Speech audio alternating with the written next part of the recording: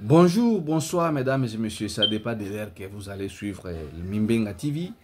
Et là, quand vous avez abonné, vous allez vous abonner, vous liker, vous partager les liens et émission parce que Congo est dans l'actualité toujours. Vous voyez que l'actualité na Congo est toujours varié, bolali, bolamuki, beaucoup d'actualité, et ainsi de suite. Vous voyez bien, l'actualité est vraiment varié. Il y a actualité zali vraiment ya varié.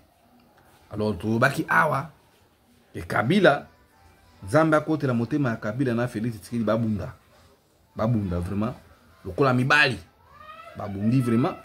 Alors roa kozala makasi alie moninga wa kozala makasi alie moninga wa kozala pe faible akimisi moninga. Alors nyonso oyo ezali peuple congolais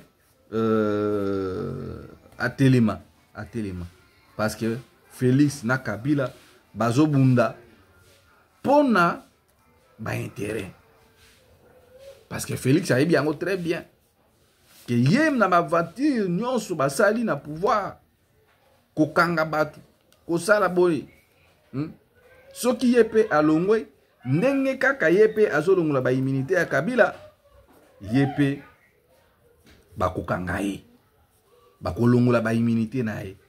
Yango bomona ki batu lokola ba vidéo chima babaki attitude oyo ya mupe, attitude oyo biso balu bato zui wana vidéo chima abi attitude oyo biso to zui contre bikolo misusu. Je perds que lobby et inde la biso. Je perds vraiment que ceux qui pouvoir na biso longoy donc et ozala terrible. Alors il appelle le président. Le président ne veut pas l'écouter. Il donne des conseils. Entourage à Félix Tshisekedi. Entourage à Félix Tshisekedi. Entourage à moi. Toi, bakate. Pour la présidence, dans le au coup d'état, moi, je préparé contre Tshisekedi. Alors, Tshisekedi, alingi asala tabula rase. Tabula rase na proche naïe. Donc aujourd'hui, vous allez comprendre que Fati, au lieu de se faire ami na basien kabiliste, Félix Tshisekedi, Lelo, il s'est fait des ennemis. Il s'est fait beaucoup d'ennemis. Hein? Félix, ami Salisi, ennemi, n'a battu belé. Hein? Ami Salisi, ennemi, n'a battu et belé pour rien. Travailler peu bien, aligner gosala bien te. Kuna bango nyonso ba se plonger na kimoyibi. Bango tuwa na bozomo na bango. Bazakaka kuiba mbongo ya l'État. Mais travailler à l'Inco travail. Lui, Félix Tshisekedi, il voit le président Kabila partout. Bon, après Kolongo la immunité à Kabila. Transport Ekiti, 38 000 km de route, ton ami. Bozui Bunagana, Bozui Masisi, Bozui Rumagabe, Bozui Ituri, Bozui Nini. Donc tout ça, ils allaient juste perdre à temps. Perdre à temps. Et il y a des musiciens wana oyo bozomona oyo ils allaient perdre à temps. Hein? Pendant ce temps-là, les jeunes Costa Mutamba, les jeunes ministres Costa Mutamba, selon constitution, selon même la loi, Costa Mutamba doit démissionner. Mutamba doit démissionner. Parce que la minute oyo Costa Mutamba est poursuivable comme Joseph Kabila. Tala biskapasi na bino ba Congolais. Donc aujourd'hui Kabila regrette.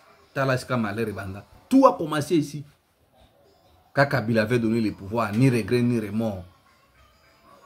Il pensait que Félix Tshisekedi ako yoki mawa. Hein? Ako yoki mawa. Lilo, la famille Kabila, hein? La famille Kabila. Bah, comme il vivre vraiment les derniers moments, il regrette. Les Matata Pognon fui, François Beya fui, Kabila à l'étranger, Katumbi Libanda, Barnabé Bin Karoubi Libanda, Bazoé Kabila Libanda. Donc Tshisekedi, il veut se comporter à un maître. Les ISA trash, les minéraux congolais peuvent être transformés au Rwanda. Ah, maman nangaye. Donc, nenge toza awa, ba minéraux à RDC babanda ko transformer au Rwanda. L'Ouganda qui nous fait de la guerre. Chilombo mona bango te. Sikoyo Félix abaki akena kopesa sikoyo États-Unis ba minéraux ba bi non papa. Votre pays to signer contrat na bino te. Ba minéraux na bino d'ailleurs pour mona ke bozana ni considération te. Allez, ba minéraux na bino ba banda ko traiter yango na Rwanda.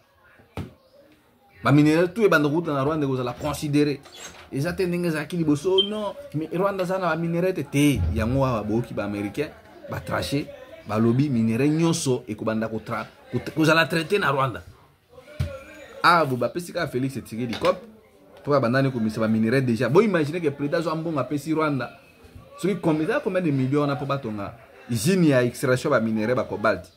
Qui l'ont basé mutute. C'est mon travail là, tu sais que les gens comme ça au travail les colo et Nzube. Les colo ba sende. Cause la musique na Félix tiré du pays c'est trop fatal. Être ami avec les Américains c'est trop fatal. C'est comme ça. Cause la paix ennemie américaine c'est trop risquant. Donc au travail là, tu sais que déjà problème. Hein? Aujourd'hui, les médecins sont à grève. Baja. N'a dit qu'il y a une vidéo de policiers. Les policiers ont le salaire, ils ont zoaté. Les policiers ont foutu à mater. Chilombo a tout détruit. Félix a bomignon so. Les lois sont na Congo qui tika na aéroport Anjil. Solo bisenga senga donc ba muto kwa na restaurant nga za kabwa kotialia donc usative mambo keza na misère ba mindele suki abende ba yaka wana aleka kama premier luto akati kama nibo suka bia chata mero mupanzi ba kuti ba server ba longoli déjà ba sang tala degré mboke ko Félix Tshisekedi il a tout détruit. Tout Félix a tout détruit. Et là comme la moza ce soir matin akangi papa oyo nani oyo Martin Kabelulu atindi ba soda na ina tongo bokene na 3h ba koti ba escalier 2000 ba juta ta ba to 77 ans ale ba to inde pesi ba kena ndako Robert Kidiaba na Lubumbashi ba buki ndako ya Kidiaba ba beti ba bakutaki bango kuna ils ont tout ramassé. Garde rapproché à Kabila ba kangiye colonel azakana kosoki makamba ya nini ya nani ya kingakati ba kanga eti lelo yo buna côté ya nini so de moto ya Sosimati. Lelo Félix aki kokanga babiloko ya Kabila bakashemata bakinga kati. Vous savez combien de Congolais banda ko sala misala kuna? Siko batu wana tu bokangi kinga kati ke batu bakate batu wana bazokoma na chômage. Tala Félix Tshisekedi nazo ka ba problème. Et aujourd'hui là Félix oublie que biloko nyonso oyo bango bayibi na Congo awa parce que baba ba Kabila kana ba bot Congo pesa et tout mais na habité Félix pas nyonso Congo pesipe Félix nyonso. Qu'est-ce qu'il a fait de Congo? Donc ba kondi oyo nyonso bazoya na Congo oyo personne n'a pu oser travailler comme Mobutu. Tu sais que du coup tout évité. Selon 3 sources citées par Reuters, les minéraux de la RDC, notamment les tungstène, les tatal et les thym, l'OTA au cœur des accusations de pillage par le Rwanda, pourrait enfin être exporté légalement vers Kigali pour y subir un processus de transformation. Nyonso yo Tshisekedi ba minéraux na biso ba nini na biso nyonso ba kokene ko transformer yango na Rwanda. Et comme isso officiel Kabila zolo ba lelo na butu vendredi lelo tozali 23 Kabila koloba awoloba nini to ebité. Alors pasteur nani kakenza azo benda bande kuna biso ya Kasai Matoi. Alors attention. Moi-même qui vous parle ici, je suis Kasaïen. Si là si y a bakatangeza faiblesse de pasteur kakenza lobi yango. Pasteur kakenza loba ki yango na émission na bosolo na politique. Bino bande kuna biso ya Kasai. Makambo bozo sala wana pasteur kakenza bi moi état que homme de Dieu. Makambo bande kuna biso ya Kasai bazo sala. Attention, si là si bakatangeza faiblesse ou bien si là si ba congolais. Lobby oko komela biso. To kanga bando kité. Boloba ke bato babandaki déjà kolobate. Bazoloba awa bozo kate prévendre makambo belikani aux États-Unis na Maison Blanche. Il faut te surtout bande ko na biso ya Kasai. Tout ba propos menaçant ba séparation nezaki na États-Unis na Afrique du Sud. Ba Zulu bazo bengana ba mindele. Oh non tolingi binote mabele na biso. Kaka ba propos wana yango nde bande ko na biso ya Kasai balobaka.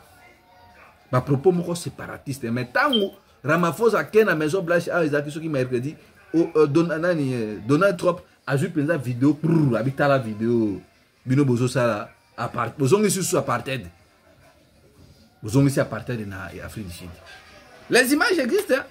T'as ceux qui dans la Maison Blanche entre Cyril Ramaphosa dans la délégation n'a pas Donald Trump tala Yozoloba Elon Musk bras droit l'homme le plus riche au monde d'origine sud-africaine Akima pour la politique na bino wana ya ba candidat des étrangers biso ba Bruno Yo surtout comme ba Rwandais ba Moïse Katumbi ba Tanzanien ba Fayulu ba Sénégalais donc na Congo ce qu'on a ba Félix c'était donc aux allons directement ba pêche attribution économique ba propos wana pasteur Kakenza zo ba attention lobby pouvoir de côté éternellement bande qu'on a besoin Kasai ba candidat à étranger boké bana bango mutu pas kota na fonction il faut za kaka muluba be congolais donc les vrais congolais sont nos frères du Kasai momona kibino tu wana ndenge yinda ki na Maison Blanche kuna Cyril Ramaphosa na Donald Trump babimis abiyo zo chat mbale boya na vidéo Donald Trump a tiré vidéo po banda ki na ba journaux azola ka ba journaux moni batuno baloba boy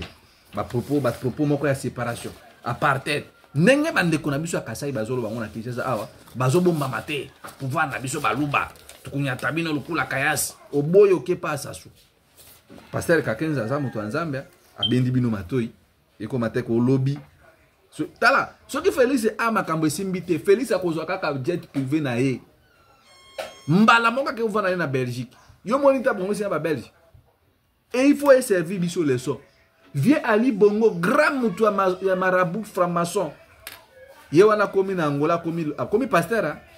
Pasteur gabonais komi pasteur na Angola ye ko mutu azaki na ba loge franc-maçonnique a komi pasteur basimbani ye na mosi na ye na bana na ye bazo yemba Yahweh sala tozonga na Gabon donc makambo oyo il faut servir les leçons. Félix Tshisekedi devait tirer toutes les leçons parce qu'il y a vivre pour que maréchal Mobutu ayebi passe à exil. En France, la commission des affaires européennes de l'Assemblée nationale a adopté une résolution soutenant la souveraineté et l'intégrité de la RDC, condamnant le soutien des Rwandais au M23 proposé par Carlos. Ah, ça c'est pas ça. Les gens comme vous, les Occidentaux, c'est vous qui avez participé hein, avec ici. Les gens de Tshisekedi se réjouissent pour enlever l'immunité à Kabila. Le Sénat autorise la justice à poursuivre Joseph Kabila pour trahison. Bravo, on ne joue pas avec la République. Bon, on est à battre, il dépêche. Mais il dépêche tant que pouvoir. Il a fallu conserver en malamu. Si on veut s'éterniser dans le pouvoir, il a fallu que les Congolais soient na facilité. Pas non sur la facilité, mais a quand même quelque chose que l'IDPS était au pouvoir. C'est un Sénat corrompu qui vient de réaliser cette imposture. Les billets des banques ont fait balai. Les sénateurs ont adopté cette bêtise malgré eux. Ngaïna sepeli personnellement pour mbongo wana et pour permettre bango bamela lotoko pe ba faire labourer ba hectare ya ba ki mbiolongo pour makambo ba yebaki na pouvoir nde wana. Ils ont fui les congrès, les congés parce qu'ils savent que Kamere il est clairvoyant. Ba kimi congrès ba kepa sa malukonde pour Sama Lukonde, hein? Donc Sama Lukonde, Congo Mbokelengi. On vous regarde seulement. Botala. Kingakati ndenge komi. Batute bato botala nde bakomisi Kingakati. Babo tala Kingakati tala botala.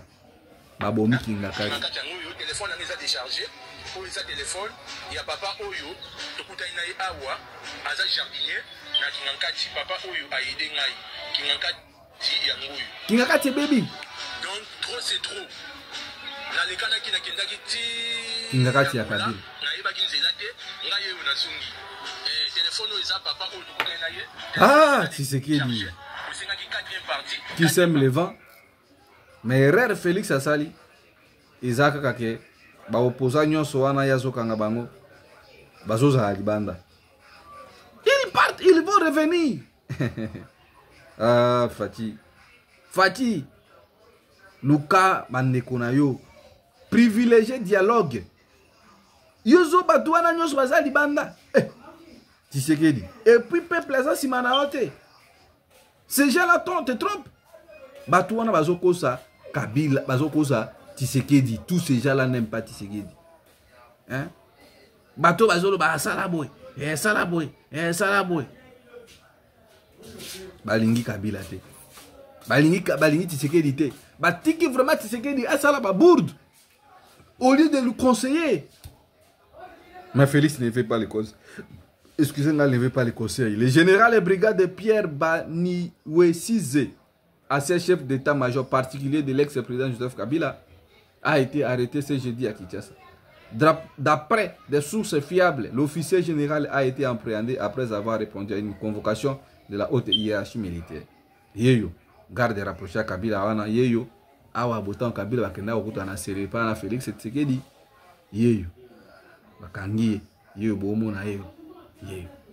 Félix Tshisekedi, laissez ce que vous êtes en train de faire. Tongamboka. Peuple a jugé au thé. Bokokangi Kabila. Échanger nini. Bolobi bokanga matata ponyo. Mais matata ponyo tozoka kazana Belgique. Bozo mona te que eza perte. Matata ponyo bibi ndenge nini. Hein? Comment est-ce que Matata Ponyo a pu sortir le territoire? Moi, Félix Tshisekedi comme ça, il faut qu'on ait un service à déjà. Bota la makambo le kanaki na ovale. Ah, attends, discussion makambo. Ya banini ya parti d'oyo bao qui est président Ramaphosa. Félix ne se pose pas de questions. Matata Ponyo zala qui s'est même passé devant le juge. Mais aujourd'hui, Matata Ponyo zala na Belgique. Akomi na Belgique ndenge nini. Nani abimisa ki na aéroport ya Njili, nani apesa ki passage na beach Ngobila, nani donc tala Fati batu tu sakana ba Kabila oyo. Ba kondima kate ba trahi, ba katange wana na ba Swahili wana, il faut se protéger. Hein? Ah, tu sais que n'ingana comprendre hein? Kabila avait compris là laisser les Sénat na ba Mobutiste pour éviter les problèmes. Ah, ba papa, ngai na mwana bino, ngana boy na ngana kota conflit na bino. Kabila s'est laissé faire. Kabila s'est laissé faire conduire par les Mobutistes. Si bon mona Kabila ba wa sa sage za boy za nini. C'est il avait accepté. Il s'est fait effacer, apprendre. Tiens, tu sais que di bongo ta. Tu sais que di na ba master na e bajika. Bazo me mamboka na kiyanki. Félix parce qu'il a l'appui de tout le monde, on ne sait pas. Bon, Félix, c'est pour lui, il est prêt à couper ça. A comme ça même biso esclave. A ju penza biso a déporter biso même biso ta na mboka mo ba uluka ba main d'œuvre. Bozo ba congolais wana. Boka na 5 ans. Pour botika na za président. Il est capable de faire. Il est capable de tout. Tu sais que dit ah bota muto azu penza. Abi boya bozo ba minere botika nka bokonzi. Félix est capable à komi a ba be no ba to na bazanga. Ba congolais wana bo mona ba za ba tunanga. Donc Félix, s'il ne veut pas écouter les conseils, il y a pasteur Kakenza. Ah, bon. Tokotala kaka, au moins que biso tokufa avant. Mais Tokotala, Mutamba, tu évite ye, banda kulandela ye mukonini, on ne sait pas. En décembre 2020, Katumbi disait, je ne suis pas d'accord avec le président de la République Tshisekedi, dit qu'il ne va pas finir le passé en qualifiant JKK tout des noms. Bon. Mes frères, c'est vraiment regrettable aujourd'hui. Mais je vous dis toujours ici, Kabila n'a pas se sentir menacé. Kabila vraiment, à mon niveau, vraiment beauté. Tant que Kabila peut se sentir menacé, Bomona, Kabila Kolbano, Naza quand même un soldat. Nazalaki na lalaki na maki. Kabila lala na makia. Pouvoir il de passer ça kanango lelo oyo. Kabila lali la nguzamba. Kabila alala alata ba botim ndenge bolo bakawana. Vous blaguez avec les pouvoirs. Vous continuez à osama kamne bozo sala. Alors, Costa Mutambanazo mona ah peuple oyo. Ba jeune ya Congo na ebite so balesi bango nini. Surtout ba Kinois. Niveau ya immoralité bakinois baza nango mutu ayibi mbongo na bino bozolanda Costa Mutamba. Costa Mutamba abengi bengi bajene apesi bomo bato. $300 c'est quoi? Mutu ayibi 51 millions. Apesa bino ngaye bakinois ba batute. Costa Mutamba zo préparer l'électorat na ya 2028. Azo sala tout mbongo wana yibi. Yango azo préparer l'électorat na ya 2028 comme candidat président de la République. Nous alertons que l'argent est en train de circuler depuis la soirée d'hier pour créer la diversion sur la vraie question du présumé détournement de plusieurs millions. Un état-major de communication serait même mis en place pour tenter d'étouffer la vérité. Au procureur sur qui nous comptons d'enveiller, Costa Mutamba aurait dit à son cercle qu'il se préparait pour lâcher Tshisekedi à cause de son incompétence et prépare sa campagne de 2028. À ce jour, plusieurs députés porteurs de ces dossiers seraient très acculés pour avoir l'argent et laisser cette affaire.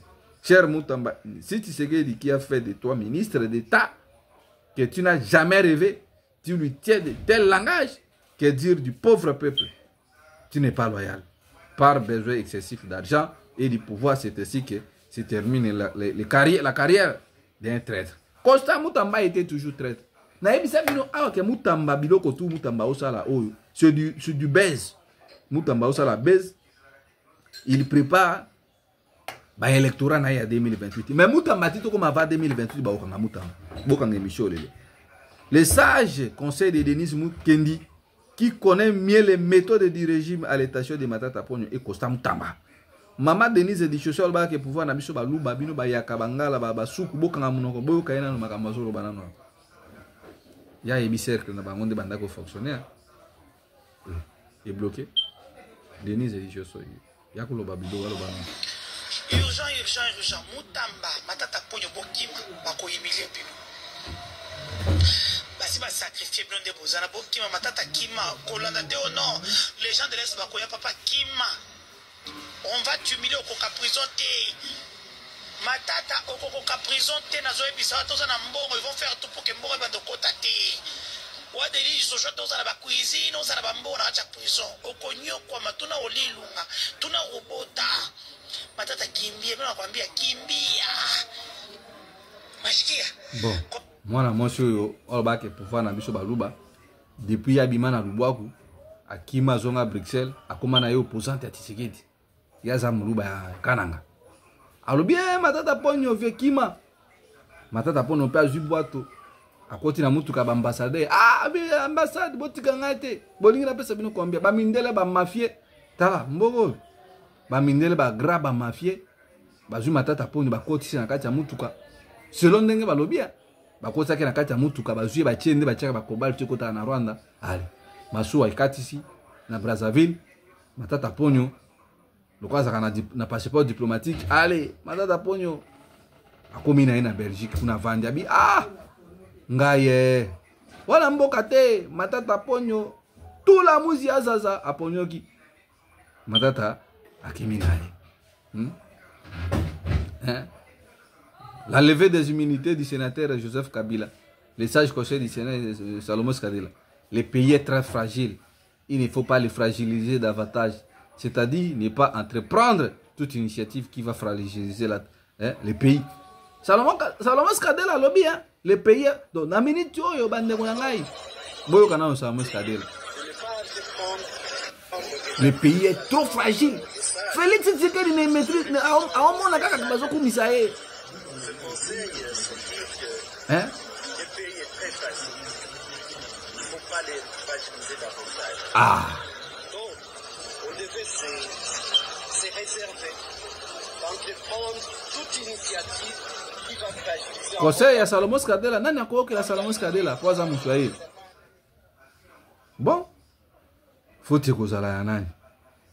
Histoire oyo totala nano ndenge scénario oyo ba Tshisekediste bazo koluka ba déclencher feu na mboka. Totala nano bango tu babunda. Hein? Babundanan Tshisekedi était sérieux problème pour la RDC. Il cherche les problèmes avec tout le monde. ici la démolition de la maison, là-bas M23, ici avec Kabila, là-bas avec Matata Ponyo, Katumbi, et ainsi de suite. Ah! Non. Tshisekedi. Ataba lukaka problème. Yozo fungo là-bas. O fungo là-bas. Tire des tirs, n'a tout. Koto conflit la population, peuple azole lanzala. Koto conflit la Matata Ponyo, Koto Kabila, Katumbi, M23, Nanga, et ainsi. Mais papa. Ici, non, Jean-Marika. Jean-Marika, aussi, c'est un Kassaïa. Mais, aujourd'hui, je commence, ce sont plus nos frères du Kassaï qui produisent les conseils. À Félix, c'est Tshisekedi. Félix a des problèmes. Jean-Marie dit, je peux. Je pense que je ne me trompe pas. Ah. Mon cousin à moi, des Chine, des Kabé comme moi, n'a pas la chance. Ah, Kabé comme moi, n'a pas la chance d'avoir de collaborateurs, pas plus de 5, pour ne pas dire pas plus de 3. C'est Jean-Marie Kassamba. Qui ont pu. Jean-Marie Kassamba donne. Ne cesse pas de prodiguer le conseil toujours à Félix. Depuis très longtemps, Jean-Marie Kassamba ne cesse pas de dire. Félix Tika, laissez tomber, laissez tomber. Bon, vous l'avez dit quand même, Jean-Marie Kassamba, pour tout ça, nous sauter, tu es comme une émission à Bango, tout ça. Ah, nous avons comme un ndam ten, na tiki bino ne lengi pas beau s'abonner na mimbengati. Félix a le problème avec le peuple à au Canada. N'a pas généraux, n'a pas militaire, n'a pas policier, pas médecin. Félix est devenu aujourd'hui en conflit, même avec sa propre conscience. Mais Sam Malukonde vient de trahir son frère. Sam Azaki Nakatanga, Baïbisa qui est méchant, Keba, c'est ton frère. Attention. Ingratitude. Aux âmes, tema mabe. Sam Malukonde, ingrat. Azam tema mabe. Alors, pour chuter ici, Botala Kishasa Nengezokouf. Kishasa Zokouf a monté le bâté. Kishasa Kouf a biso tout autant. Daniel Bumba Lubaki, incompétent matricule 00. Banzela Nyosoana, Ikoufi, OVD, à Rokenelelo na Parlement, caméras ont protégé déjà OVD. Mais ces caméras ont protégé déjà OVD. Même les bosseux en a quoi vital caméra ma boule zali. Caméra pour lui c'est de l'argent. Caméra voit que de l'argent. À un moment donné, Nzela a Kishasa Nenge baby. Victor Toumba n'est pas quelqu'un au Bakotikae. Nous demandons à Fati béton. Talanzela. Même pas na Omoko Fati Nzele Zate. Moi je pense que non. Bato Ovedo, ça complice na makambu ba préparer le monde. Parce que balingi Nzele Zalate. Nzela au président le kakana Changu Nzele Bukani. Na apocalypse est venu à Nzele Bukani. Ba flak de komiko sa ba magoro de komiko sa ba shenge pe ba komiko sumba ba nya wana kati ya babisika wana. DG à OVD, prépare quoi? Pourquoi Zoboya Kosala Nzela? Abamba Banzela. DG à OVD, il expose le président de la République. Ba service Boland, ce qui est caméra tiki DG à OVD na ba député na ewana ba osa ba comédie na bango. Ba service ya mboka Boland de la DG Victor Toumba. Pourquoi Nzela au président de la République a le kanakana changu? Ezo Koufa, ezo lobelaye le côté. Il veut préparer quoi? Parce que le pays est fragile. Le pays est fragile. DG à OVD. Bah service Bolandela est très bien. Même le président de la République. Zeleza Obukana. Qu'est-ce qu'il prépare? Donc, à l'ingénieur de président Tambola Kawana, Zeleza la Mabé, ou bien comme ça, on ne sait pas. Le mal peut arriver de partout. Mais bah service, il y a renseignement. Bon, mon anenge Victor Toumbaboy, comme Banzela, Botikiye, DG à OVD. Mais Fatia Zobi Misambong et Belepo, Babongisa Banzela.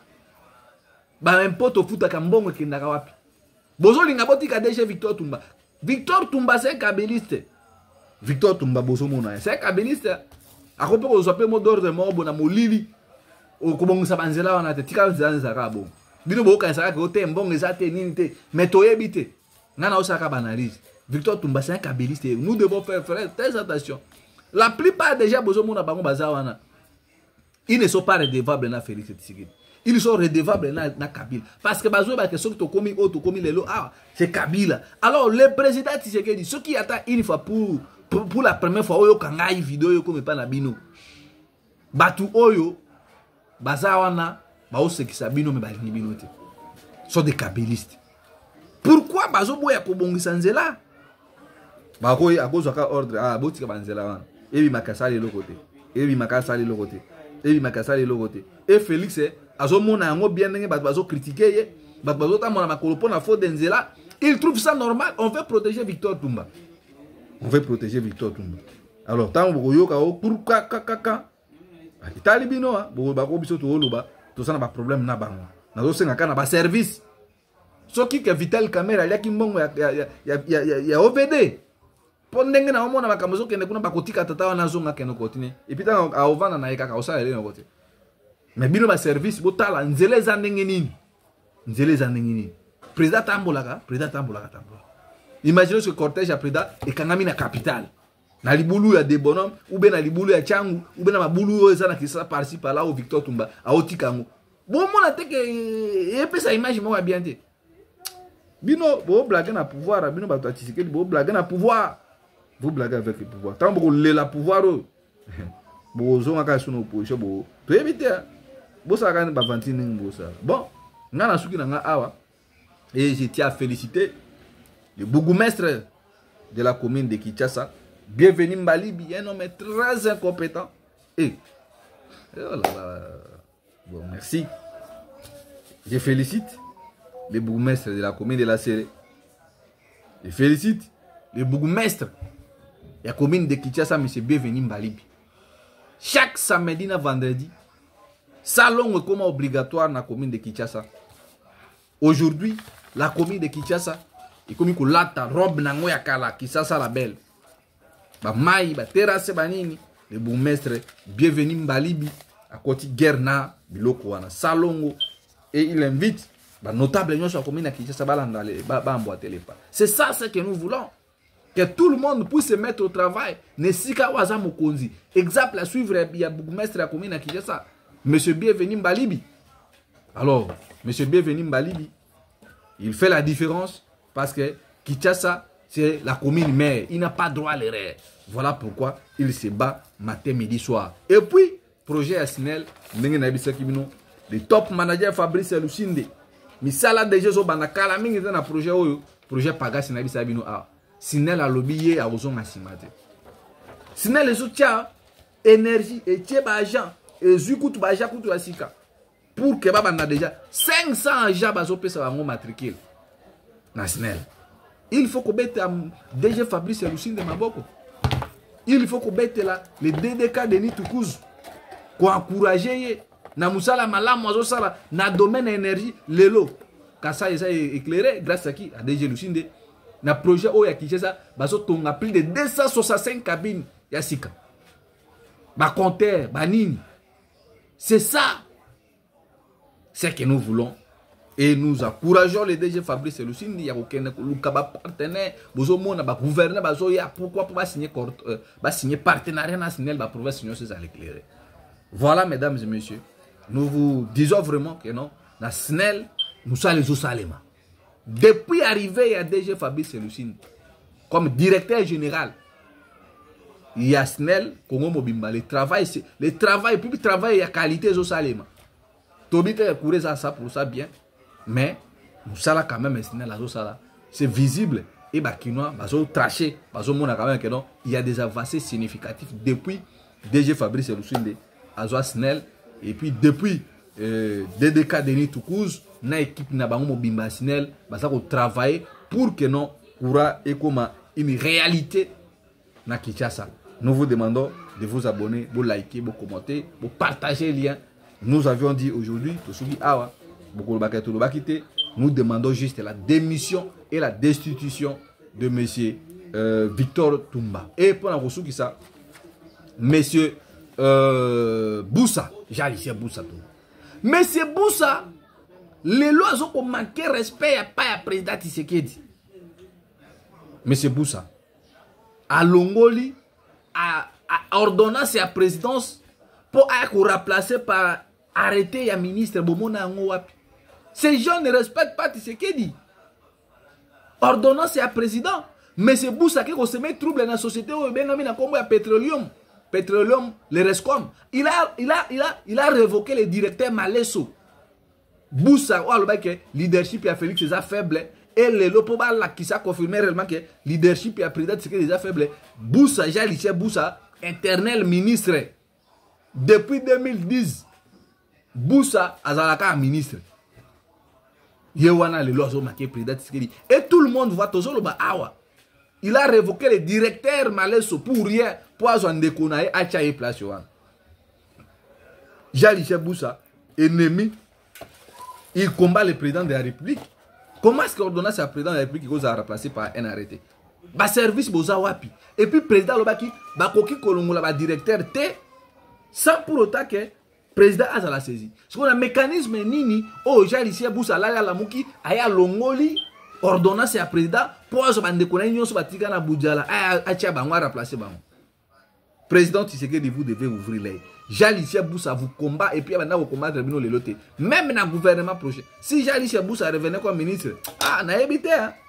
N'a évité. Moutazor va clairement que leadership et Félix c'est ça éclairé. Vous voulez toujours les laisser là-bas. Bon réhabiliter, mais c'est Malesso. Bon réhabiliter, mais c'est Malesso. Azon la Moussala. Boussa Zune de Konae, Aouti na Boudjala, Azouye Ache na Moussala. Et puis comme ça, tout le bateau le batté. Nous allons continuer à parler jusqu'à ce que vous allez écouter. Merci, on s'arrête là. J'ai aussi d'autres choses à faire. Donc, ma réunion, ma belé belé. Il y a aussi là. Et l'on a aussi dans la bino kaka. Kabila zolo balelo na poko. Kabila kolo balelo na poko. Kabila zolo balelo na poko. Après, balévé à immunité na. Kabila dit, le peuple n'est pas ignorant. Le peuple connaît qui a construit et qui a détruit. Alors, Kabila kolo banini. Kabila, alors qui a quoi la province orientale, a quoi mon colonie.